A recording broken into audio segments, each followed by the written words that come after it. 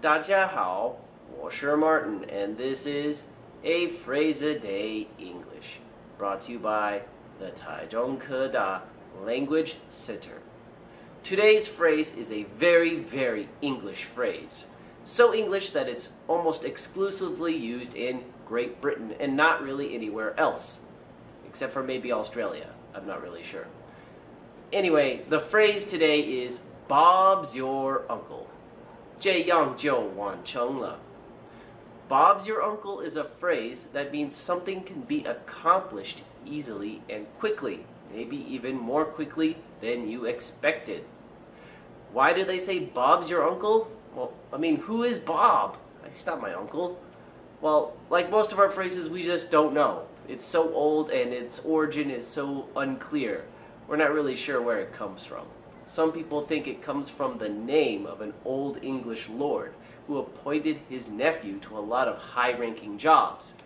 And other people think it's actually a slang word from an old London street gang. But wherever it comes from, the only thing that's not Bob's your uncle is finding out what Bob's your uncle comes from. That's the only thing that's not Bob your uncle. Anyway, to use this phrase, it's a little bit complicated because you have to use it sort of like a adverbial clause or dependent clause inserted in the middle of the sentence. And I will give you two example sentences to demonstrate. Example number 1. Just tell them that you're a friend of mine and Bob's your uncle, you'll get the job. Example number 2.